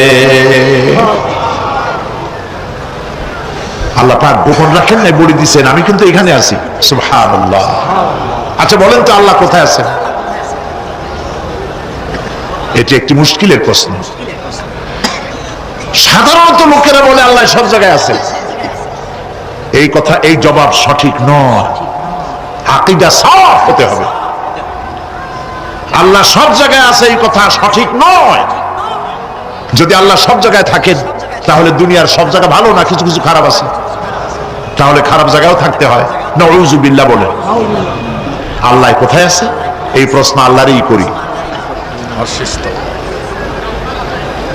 সওয়ালে মুকাদ্দারের জবাব, পৃথিবীর মানুষ আল্লাহকে প্রশ্ন করবে তুমি কোথায় আছো। রব্বুল আলামিন প্রশ্ন করার আগে জবাব দিয়ে দিয়েছেন, আর রাহমানু আলাল আরশি ইস্তাওয়া। আল্লাহ পাক আরশে আজিমে আছেন। কোথায় আছে বলে? এক আঙ্গুল আকাশের দিকে উঁচু করে বলেন, আল্লাহ কোথায় আছেন? আরশে আজিমে আছেন। সুবহানাল্লাহ। তবে আরশে আজিমে আছেন যে অবস্থা এমন নয় যে তিনি সাংঘাতিক রকমের কুয়াশার কারণে বাংলাদেশে কি হইতেছে তা দেখতে পান না। সে আল্লাহ রাব্বুল আলামিন সব কথা পরিষ্কার করে বলেছেন, আমি তোমার ঘাড়ের কাছে। তার মানে আল্লাহর ইলম, তার নজর, তার সামা এবং তার বসর, তার দেখা, তার শোনা, তার ইলম সবটা আমাকে ঘিরে আছে, আমি তার বাইরে নাই। আল্লাহ মানুষকে সতর্ক করতেছেন, মা ইয়ালফিযু মিন কাওলিন ইল্লা লাদাইহি রাকীবুন আতীদ। মানুষ এমন কোন কথা বলে না যা আমার ফেরেশতারা রেকর্ড করে না রাখে। যা করো তাও লেখা হয়, যা বলো তাও লেখা হয়ে যায়।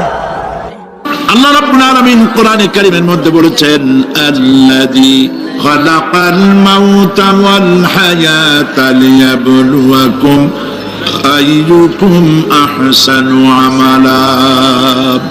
আমি পরীক্ষার জন্য এই জীবন দিয়েছি, তোমাদেরকে পরীক্ষা হবে। এই পরীক্ষা জীবন আর মৃত্যু দুটি জিনিস দিয়েছি পরীক্ষা করার জন্য।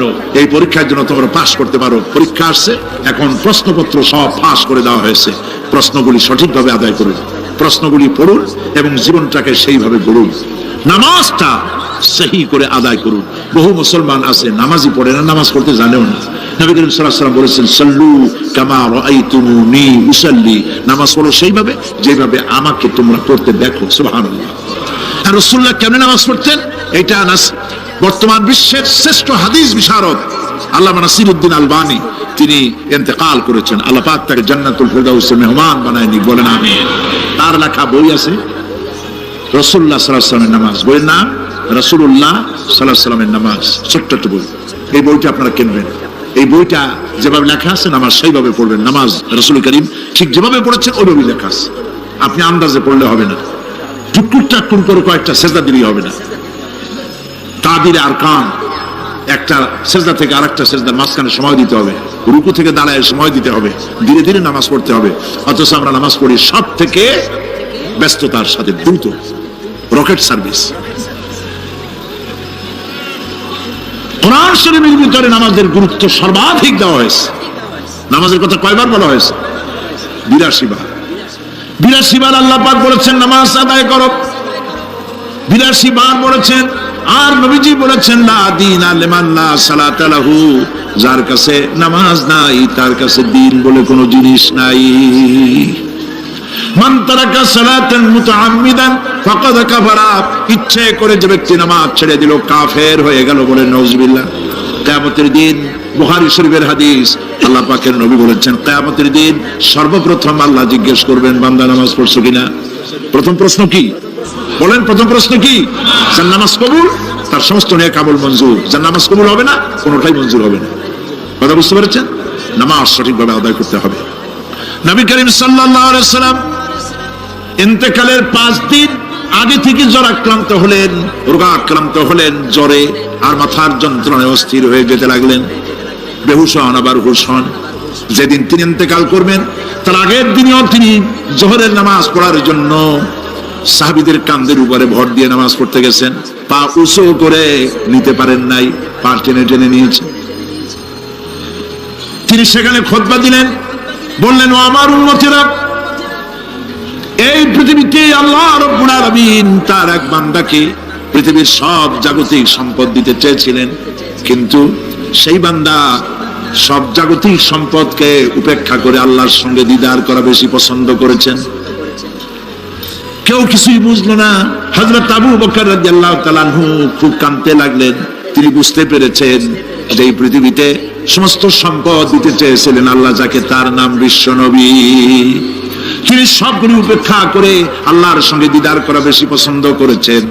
আমরা অতি তাড়াতাড়ি নবীজি থেকে নবীর এতিম হয়ে যাব। পরের দিন ইশার নামাজের রক্ত হলো, আযান হয়ে গেল, মসজিদে মুসল্লিরা ভরে গেছে, সাহাবায়ে কেরাম সব এসে গেছেন। হুজুরের জন্য বহুক্ষণ অপেক্ষা করার পর হযরতে আবু বকর রাদিয়াল্লাহু তাআলা আনহু তিনি ইমামতির জায়গায় দাঁড়ায় গেছেন। নবীজি বেহুশ অবস্থায় ছিলেন ঘরের মধ্যে। হুশ আসার পর তিনি হযরত আয়েশাকে বললেন, আয়েশা, মসজিদে নববীতে এখন কি হতেছে? তিনি বললেন, নামাজ হচ্ছে। লোকেরা আপনার অপেক্ষা করেছে, কিন্তু আপনাকে না পাইয়া দীর্ঘক্ষণ অপেক্ষা করার পর আপনাকে না পেয়ে আমার বাবার ইমামতিতে তারা নামাজ পড়তেছে, কিন্তু মুসল্লিদের মধ্যে কান্নার রোল পড়ে গিয়েছে। তাদের ধারণা হয়েছে নবীজির জায়নামাজে যখন হযরত আবু বকর দাঁড়ায় গেছে, নবীজির পিছনে নামাজ পড়া আর আমাদের কিসমতে হবে না। নবীজি বলছেন, আয়েশা রে, মসজিদে নববীর দিকের দরজাটা খুলে দাও, আমি নামাজের দৃশ্য দেখতে চাই। দরজা খুলে দেওয়া হলো। নবীজি কোন রকম মাথা উঁচু করে মসজিদে নববীতে নামাজের দৃশ্য নিজে অবলোকন করে আবার শুয়ে পড়লেন। হযরত আয়েশা লক্ষ্য করে দেখেন নবীজির চোখের পানি দিয়ে কোনা দিয়ে পানি বেয়ে বেয়ে পড়ছে। হযরত আয়েশা প্রশ্ন করলেন, ইয়া রাসূলুল্লাহ, নামাজের দৃশ্য দেখি কাঁদছেন কেন? হুজুর বলেন, আয়েশা রে, এটা কোনো দুঃখের পানি নয়, আমি কাঁদতেছি এই জন্যে, এই নামাজের জামাত কায়েমের জন্য তাইফের ময়দানে অনেক রক্ত ঝরেছে, আবার উহুদের ময়দানে দান দান শহীদ হয়েছে, সাহাবায়ে কেরাম জীবন দিয়েছে। আজ আমি দেখতে পেলাম আমার উম্মতেরা জামাতে নামাজ পড়ছে। আমার ধারণা হলো ভবিষ্যতে কিয়ামত পর্যন্ত আমার উম্মতেরা এইভাবে জামাত বন্দী হয়ে নামাজ আদায় করবে। নবীজি আবার বেহুশ হয়ে পড়লেন। মসজিদে নববী থেকে আজ আর কেউ বাড়ি যায় না, সবাই কান্দে। আজ রাত বোধহয় নবীজি কাটাবেন না। মেয়েরা কাঁদতেছে, সাহাবায়ে কেরাম কাঁদতেছেন, আজওয়াজে মুতাহারাত তারা কাঁদতেছেন। নবীজির আবার হুঁশ হলো, তাকায় দেখেন ঘরের মধ্যে কান্নাকাটি, মসজিদে নববীতে কান্নাকাটি। সব থেকে বেশি কাঁদতেছেন মা ফাতেমা। নবীজি হযরত ফাতেমার কান্না দেখে ইশারা করলেন, কাছে আয়। হযরত ফাতেমা রাসূলের কাছে গেলেন। নবীজি কানে কানে কি যেন বললেন, কান্নাটা বন্ধ হয়ে গেল।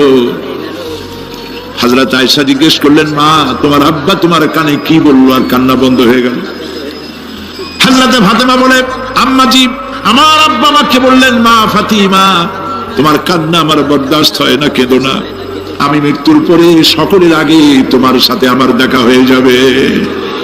হযরত ফাতেমা বলছেন, আম্মাজি, আমি বুঝতে পেরেছি আমার আব্বার এই কথার অর্থ কি। নবীজির ইন্তেকালের পরে আত্মীয় স্বজনের মধ্যে সবার আগে আমার মৃত্যু হবে, আর আমার পিতার সাথে আমি মিলিত হতে পারবো। রাত যখন শেষ হয়ে এলো, নবীজির হুঁশ হয়েছে, তাকায় দেখেন হযরত জিবরাইল দাঁড়ানো। হযরত জিবরাইল নবীজির চেহারা মোবারকের দিকে তাকায় বলেন, আসসালামু আলাইকা ইয়া রাসূলুল্লাহ, আল্লাহ আপনাকে সালাম বলেছেন, আর আল্লাহ পাক জানতে চেয়েছেন আপনার মুখে আপনি কেমন আছেন। আল্লাহ জানেন আপনার অবস্থা কি, তারপরেও আপনার মুখে শুনতে চেয়েছেন আপনি কেমন আছেন।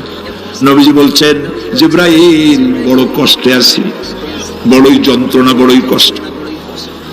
হযরত জিবরাইল বলছেন, ইয়া রাসূলুল্লাহ, আজকে এক নতুন ফেরেশতা আমি সাথে করে নিয়ে এসেছি। এই ফেরেশতা পৃথিবীর কোন নবী অথবা কোন মানুষের কাছে যাওয়ার জন্য অনুমতি চায় না, আজ আপনার কাছে অনুমতি ভিক্ষা চায় কাছে আসার জন্য।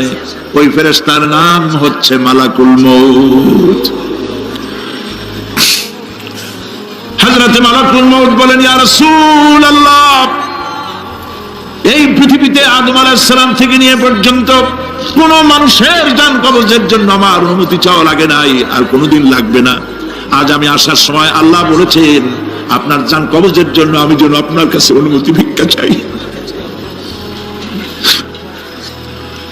নবীজি বলছেন, আমি যদি অনুমতি না দেই তো কি হবে? হযরত মালাকুল মউত বলছেন, ইয়া রাসূলুল্লাহ, অনুমতি যদি না দেন আমি ফেরত চলে যাব, আমাকে সেভাবেই বলা হয়েছে।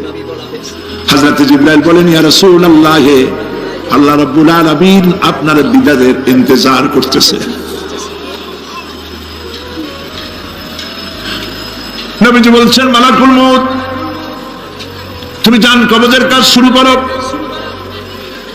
মালাকুল মউত যখন কাছে এসেছে, রাসূল জিজ্ঞেস করলেন, আয়েশা, ঘরে যে কয়েক টুকরা স্বর্ণ ছিল সেগুলোর কি অবস্থা? ছোট ছোট 6 টুকরা স্বর্ণ ছিল। হযরত আয়েশা বলছেন, হুজুর, আমি এগুলো রেখে দিছি। হুজুর বলছেন, না, রাখতে পারবে না, আমার ইন্তেকালের আগে খয়রাত করে দাও। মুহাম্মদ সাল্লাল্লাহু আলাইহি ওয়াসাল্লাম আল্লাহর কাছে অবস্থায় উঠবে না যে তার ঘরের ভিতরে সোনা ছিল, দিয়ে দাও, খয়রাত করে দিয়ে দাও। হযরত মালাকুল মউত রাসূলের জান কবজ শুরু করে দিলেন। রাসূলুল্লাহ জীবনের শেষ কথা বললেন, আসসালাত আসসালাত ওয়া মা মালাকাত আইমানুকুম। আমার উম্মতেরা, বিদায় লগ্নে বলে গেলাম, নামাজ নামাজ নামাজ ছেড়ে দিও না।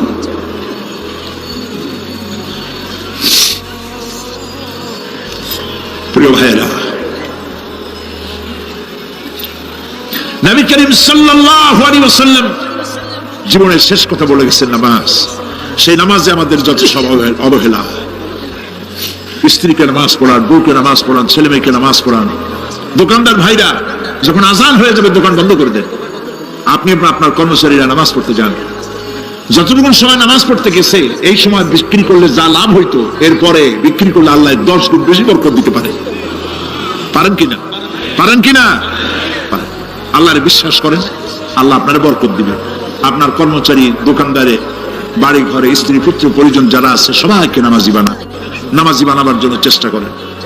নামাজ রোজা ইত্যাদি করুন। মিথ্যা বলবেন না, ওজনে কম দিবেন না, খাদ্যে ভেজাল দিবেন না, ঘুষ খাবেন না, ঘুষ দিবেন না, মানুষের উপর অত্যাচার করবেন না, কাউকে কষ্ট দিবেন না, মানুষ যেন আপনার ব্যবহারে কষ্ট না পায়। আল্লাহ পাক বলেছেন ওয়াকুলু লিন-নাস হুসনা, মানুষের সাথে সুন্দর সুন্দর কথা কও। নবী করিম সাল্লাল্লাহু আলাইহি ওয়াসাল্লাম বলেছেন মানুষের সাথে যদি হাসি মুখে কথা বলো একটা সদকা দেওয়ার সমান সওয়াব হয়ে যাবে। মানুষকে ভালোবাসো, গরিবদের ভালোবাসো, তাদের অর্থ করি দাও, পয়সা করি দাও, তোমার যা আছে দিতে থাকো। কুয়ার পানি যত উঠাবেন তত কুয়ার পানি ভালো থাকবে, আর পানি উঠাবেন না কুয়ার পানি পচে যাবে। এই জন্য আল্লাহর রাস্তায় পয়সা যত ইনকাম হচ্ছে খরচ করতে থাকেন, আল্লাহ পাক দিতে থাকবেন। আল্লাহ পাক বলেছেন যে সদকার মালকে আল্লাহ বৃদ্ধি করে দেন, আর দান সদকা যারা করে না, যাকাত দেয় না, তাদের মালকে আল্লাহ ধ্বংস করে দেন, হালাক করে দেন। এগুলোর দাম নাই, অশান্তি বাড়বে। বউ কথা শুনবে না, সন্তানাদি কথা শুনবে না, মামলা মোকদ্দমা, অশান্তি আর অশান্তি। আর আল্লাহর পথে থাকুন, আল্লাহ শান্তি বাড়ায় দেবেন। আমরা বলি আমিন। প্রিয় ভাই সব, আমি কিছু আলোচনা আজকে আল্লাহ পাক যা করাইছেন এগুলি যেন আল্লাহ আমারে আমল করার তৌফিক দেন। আমি মাঝে মধ্যে ভয় পাই, একদিন তো এই খবর নিশ্চয় হবে যে সাইদি বিদায় হয়ে গেছে। সেদিন খালি হাতে যেন আল্লাহর কাছে না যাই, আমি যেন আসামি না হই যে আমি যা বলছি মানুষকে 40 বছর একটানা যা বললাম আমি নিজে আমল করতে পারি নাই। এরকম ভিক্ষুক যেন আমি না হই, আমি যা মানুষকে বলেছি আমি যেন তা আমল করতে পারি। আমি আপনাদের কাছে দোয়া চাই। আমরা কেউ বাঁচবো না, এই যে দেখা হলো আবার দেখা নাও হইতে পারে। সেই জন্য আমরা আমাদের জীবনকে যেন তৈরি করি। আপনারা কোরআন শরীফ পড়ুন, দিন শিখুন, ঈমান শিখুন, ভালো থাকুন, ভালো হয়ে চলুন। আল্লাহ রাব্বুল আলামিন পরীক্ষার জন্য আমাদেরকে ময়দানে ছেড়ে দিয়েছেন। প্রশ্ন কি হবে আল্লাহ সব বলে দিয়েছেন। প্রশ্ন কি হবে? তোমার যৌবন, এ ব্যাপারে প্রশ্ন করা হবে। কোন পথে ইনকাম করেছো প্রশ্ন করা হবে। কোন পথে খরচ করেছো প্রশ্ন করা হবে। দ্বীনের ইলম যতটুকু হাসিল করেছিলে তার কতটুকু নিজে পালন করেছো, আর দ্বীনের দাওয়াত কতটুকু মানুষের কাছে পৌঁছায়ছো, প্রত্যেকটি ব্যাপারে কিয়ামতে আল্লাহর কাছে জবাব দিতে হবে। এই জন্য কবি বলছেন আমল সে জিন্দেগি बनती है ये जन्नत भी व जहन्नम भी ये खाके अपनी फितरत है ना नारी ना नूरी। মানুষের জীবন আমল দিয়ে গঠন হয়, আমল দিয়ে জীবন গড়ে, নইলে এই মাটির তৈরি দেহ জান্নাত আর জাহান্নামের কিছু দিয়ে তৈরি হয় নাই। আপনি ইচ্ছে করলে দেহটাকে জাহান্নামের জন্য উপযোগী করতে পারেন, ইচ্ছে করলে এই দেহটাকে জান্নাতের জন্য উপযোগী করতে পারেন। এটি আপনার ইখতিয়ারে আল্লাহ দিয়েছেন। আপনাকে বাধ্য করা হয় নাই যে সেজদা না দিলে ফেরেশতা এসে ঘাড়ের উপরে পিটাবে, সুদ ঘুষ সেনা করলে পরে ঠ্যাং পিটায় ভেঙে দেওয়া হবে না। আপনি বাধ্য নন। আপনি সম্মানিত জীব, আল্লাহ সম্মানিত প্রাণী আল্লাহ পাকের। সেই জন্য মানুষকে বাধ্য করা হয় নাই। অটোনোমাস বডি, অটোনমি দেওয়া হয়েছে, আপনাকে স্বাধিকার দেওয়া হয়েছে। চন্দ্র সূর্যের ব্যাপারে স্বাধিকার দেওয়া হয় নাই। রাত এখন 7:35, সূর্যের বাপেরও ক্ষমতা নাই বাংলাদেশে এখন উঁকি মারে, ঠিক কিনা? সে এখন আমেরিকায় রোদ দিচ্ছে, তাপ দিচ্ছে আমেরিকায়। ওকে নির্ধারণ করা হয়েছে যেভাবে সেইভাবেই করতে হবে। পানি বলেন, পাহাড় বলেন, পাখি বলেন, চন্দ্র বলেন, গ্রহ বলেন, নক্ষত্র বলেন, সব জিনিস বাই হুক অ্যান্ড ক্রুক আল্লাহর হুকুম মানতে বাধ্য। কোরআনে কারীমে আল্লাহ পাক বলেছেন أفغير دين الله يبغون وله أسلم من في السماوات والأرض طوعا وكرها। আল্লাহর দেওয়া জীবন ব্যবস্থা ছেড়ে দিয়ে তোমরা কি অন্য কোনো মতবাদ তালাশ করো? ওয়ালাহু আসলামা মান ফিস সামাওয়াতি ওয়াল আরদ, অথচ আকাশে যা আছে জমিনে যা আছে সব আনুগত্যের মস্তক আমার সামনে অবনত করে দিয়েছে। সুবহানাল্লাহ। মানুষকে আল্লাহ পাক ইখতিয়ার দিয়েছেন। ইচ্ছে করলে মাহফিলে আসতে পারেন, ইচ্ছে করলে সিনেমায় ঢুকতে পারবেন, অসুবিধা নেই। অসুবিধার জন্য কিয়ামত, ওখানে হিসাব হবে। এখানে আপনি সূর্য চন্দ্র ফেরেশতা, ফেরেশতারও কোনো মাজাল নাই, কোনো ইখতিয়ার নাই আল্লাহর হুকুমের বাইরে কিছু করে। আল্লাহ যা করতে বলেছেন তাই করতে হবে, এর বাইরে এক চুলও নড়তে পারবে না। কিন্তু মানুষেরা করতে পারবে। মানুষ ইচ্ছে করলে নামাজ রোজা ছাড়তে পারে, ইচ্ছে করলে আল্লাহর অমান্য করতে পারে। এটা তার বিচারের জায়গা না, এটা হলো পরীক্ষার জায়গা। এটা কিসের জায়গা? পরীক্ষার জায়গা। এখানে আপনি কামাই করলে ওখানে কিছু পাবেন, এখানে কামাই না করলে কিছু পাবেন না। আরো সোজা করে বলি, কোন কৃষক, যে কৃষক আষাঢ় মাসে শ্রাবণ মাসে জমিন চাষ করে না, পৌষ মাসে তার গোলায় ধান আসবে? কথা বোঝেন নাকি বোঝেন না? পৌষ মাসে গোলায় ধান আসবে? কোনো পাগলও বলবে না যে তুমি তো চাষই করো নাই, তুমি জমিনে, তোমার জমিনের ফসল তোমার ঘরে আসবে কেন? কাজী এই দুনিয়ায় পরীক্ষা দিলে এখানে রেজাল্ট হয়, এখানে গাছ লাগাইলে এখানে ফল দেয়। কিন্তু মানুষের জন্য আল্লাহ পাক যে আমল তৈরি করেছেন, পরীক্ষা নেবেন, সেই পরীক্ষার রেজাল্ট এখানে হবে না। পরীক্ষার রেজাল্ট আউট হবে কোথায়? আখিরাতে। বলেন সবাই কোথায় হবে? পরীক্ষার রেজাল্ট আউট হবে কোথায়? আখিরাতে। এখানে আপনি যা কামাই করবেন এখানে রিটার্ন দেওয়া হবে না। এখানে যা কামাই করবেন সমস্ত কামাই 700 গুণ বর্ধিত আকারে কিয়ামতে আল্লাহ আপনার হাতে ধরাই দিবেন। আল্লাহর ওয়াদা কখনো মিথ্যা হয়? মিথ্যা হয় রাজনৈতিক দলের নেতারা, এই জাতীয় লোকেরা যারা মঞ্চে আসে আর বলে যে বল আমাদের ভোট দেন, আমরা ক্ষমতায় যাইতে পারলে আপনারা না খাইয়া কেউ মরবেন না। কিন্তু কি খাইয়া মরবে তাও কয় না।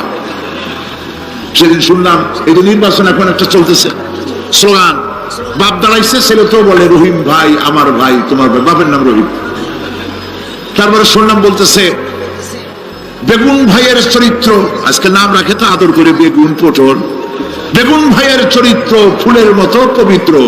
আমি শুন আর একজনের পাশে থেকে কইল যে নামাজ পড়ে না একক, এমনই ফুলের মতো চরিত্র। তো দুনিয়ার ময়দানে আপনি যা কামাই করবেন এখানে রেজাল্ট আউট হবে, এখানে আপনি পাবেন ফল, এখানে পাবেন। যা করবেন এখানে গাছ লাগাবেন, ফল লাগাবেন, এখানে পাবেন। আর আল্লাহর জন্য যেটা করবেন সেটার ফল, সেটার রেজাল্ট কিয়ামতে বাইরে হবে। সুবহানাল্লাহ। এখানে পরীক্ষা দিয়ে যদি কেউ ফেল করে, ম্যাট্রিক পরীক্ষা দিয়ে ফেল করেছে, ফাজল পরীক্ষা দিয়ে ফেল করেছে, আবার পরীক্ষা দিয়ে পাস করার সুযোগ আছে, আবারও ফেল করেছে, আবারও পরীক্ষা দিয়ে পাস করার সুযোগ আছে। 10 বার যদি ফেল করে আরো 10 বার পাস, পরীক্ষা দিয়ে পাস করার সুযোগ আছে। কিন্তু কিয়ামতের দিন আল্লাহ রাব্বুল আলামিনের জীবনের পরীক্ষায় কোন মানুষ যদি আল্লাহর আদালতে ফেল করে বসে একবার, দ্বিতীয়বার পরীক্ষা দেওয়ার আর কোনো সুযোগ নাই।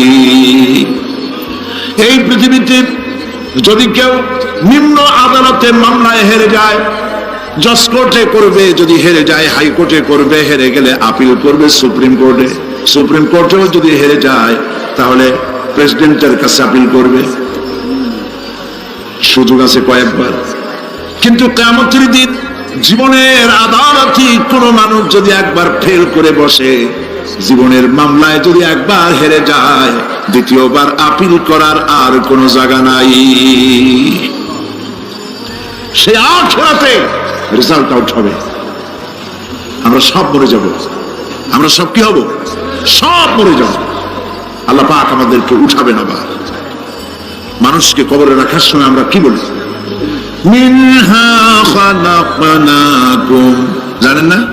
পড়েন মিনহা খালাকনাকুম ওয়া ফিহা নুঈদুকুম ওয়া মিনহা নুখরিজুকুম তারাতান উখরা। এই মাটি দিয়ে তোমাকে তৈরি করা হয়েছিল, এই মাটির মধ্যে রেখে গেলাম, এর থেকে আবার তোমাকে উত্থিত করা হবে। কে বলতেছেন এ কথা? আল্লাহ পাক বলছেন, আল্লাহ তাআলা বলছেন। কি নিষ্ঠুর এই পৃথিবী! ভেবে দেখেছেন কি একবারও কি ভেবে দেখেছেন এই পৃথিবী কত নিষ্ঠুর? এই সন্তান সন্ততি সব একটি মোহ, একটি মায়া, একটি মহব্বত, একটি প্রতারণা। যে বউয়ের জন্য হারাম ইনকাম করেছেন, যে সন্তানদের জন্য হারাম ইনকাম করেছেন, জান দিলেন, রক্ত দিলেন, জীবন দিলেন, সারা রাত কষ্ট করেছেন, দৌড়দৌড়ি করেছেন, যখন মরে গেলেন যে বাচ্চাটা আপনি করে না নিলে কলিজা ঠান্ডা হয় না, সেই বাচ্চা বলবে, মাকে বলবে, মা বাপের লাশ যে রুমে আছে আমার সেখানে নিও না, আমার ভয় করে। ঠিক কিনা? স্ত্রীও আরো দু একজন লোক না হলে লাশের ঘরে থাকতে পারবে না, তারও ভয় করবে। থাকলে বড় জোর মা থাকতে পারে, বাপ থাকতে পারে। যাকে বিবাহ করার পর অনেক সন্তান আছে, মা বাপকে চোখে দেখতে পারে না, বোন কথা মতো মায়ের সাথে কথা বলা বন্ধ করে দেয়। হয়তো কুমিল্লা এরকম নাও থাকতে পারে, বধূ নালিশ করছে, মায়ের সাথে কথা কয়, আবার বলে এই বুড়িটা মরে না কেন? নাউজুবিল্লাহ, নাউজুবিল্লাহ। বুড়িটারে মরার কথা বলতেছো তুমি? তোমার ছোট্টবেলায় যখন তোমার টাইফয়েড হয়েছিল, অসুখ করেছিল, গরিব বাবা, বাড়িতে ল্যাপ নাই, খাতা নাই, তোষক নাই, সেই জায়গায় মা তার কাপড় বিছায় দিয়া বুকের উপরে নিজের শরীরের উষ্ণতা দিয়া বাঁচায় রাখার চেষ্টা করেছে, নিজে না খেয়ে খাওয়াইছে, অসুখ সারে না। মা ওই মুমূর্ষ বাচ্চার সেরানে তার মাথার কাছে বসে তাহাজ্জুদের নামাজ পড়ে কোরআন শরীফ তেলাওয়াত করে, চোখ দিয়া পানি পড়ে আর বলতে তাকে, রব্বুল আলামিন আমার জীবনটারে দিয়া আমার কলিজার টুকরা সন্তানটারে বাঁচাইয়া দাও। যেই মা নিজের জীবন দিয়া সন্তান বাঁচাইতে চাইলো, সেই সন্তান আজকে বউ পাইয়া মাকে ভুলে যায়, মায়ের সাথে খারাপ ব্যবহার করে। আল্লাহ রাব্বুল আলামিন বলেছেন, মা বাবার সঙ্গে খারাপ ব্যবহার করো না, ভালোবাসায় কথা বলো। ওয়াকুল লাহুমা কাওলান কারীমা, সম্মান সূচক কথা বলো। মা বাবার জন্য দোয়া করো আমার কাছে। কে বলতেছে? আল্লাহ তাআলা বলছেন দোয়া করো আমার কাছে এই ভাষায়, রব্বিরহামহুমা কামা রাব্বায়ানি সাগীরা। পড়েন সবাই, রব্বিরহামহুমা কামা রাব্বায়ানি সাগীরা। আয় আমার রব, আমার মা বাপ যেমনি ছোটবেলায় আমাকে অত্যন্ত যত্ন করে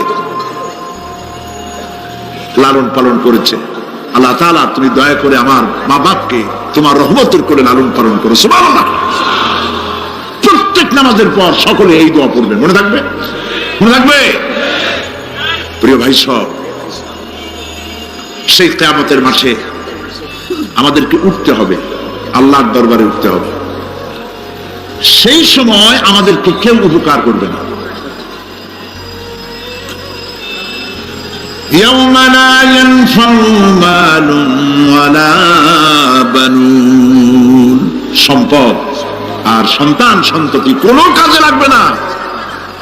মা তার সন্তানকে চিনবে না, সন্তান তার মাকে চিনবে না, বাপ তার সন্তানকে চিনবে না, কেউ কাউকে পরিচয় দিবে না। কি মারাত্মক অবস্থা!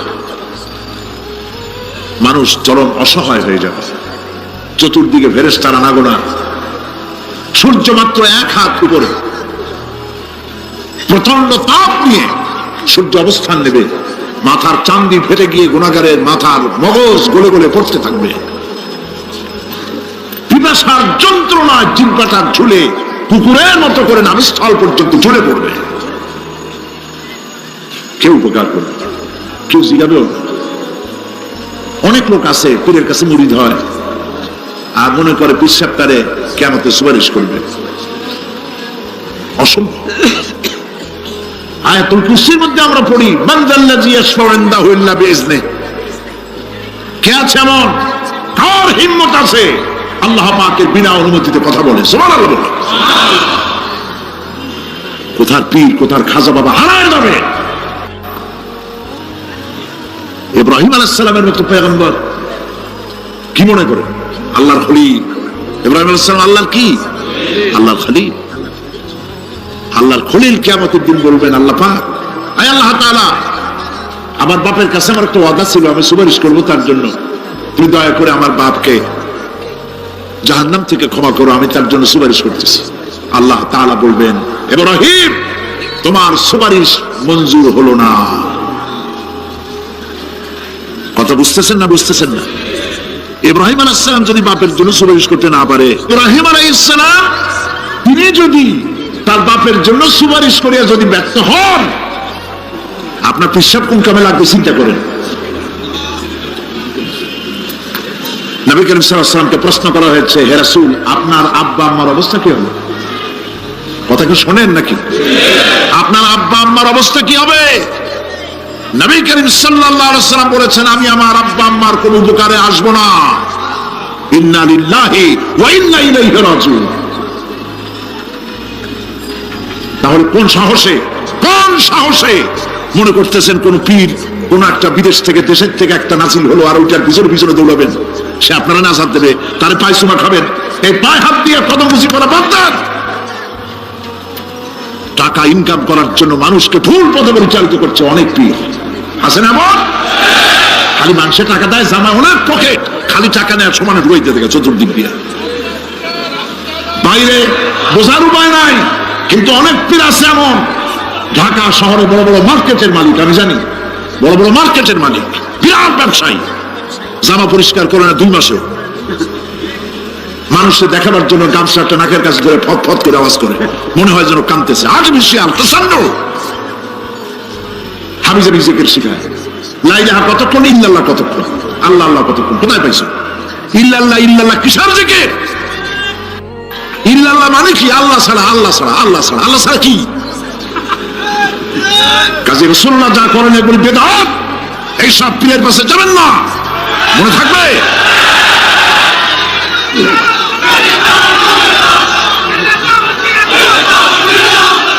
প্রিয় ভাই সব, কিয়ামতের দিন আপনার আমল, একমাত্র আমল আপনাকে বাঁচাইতে পারবে।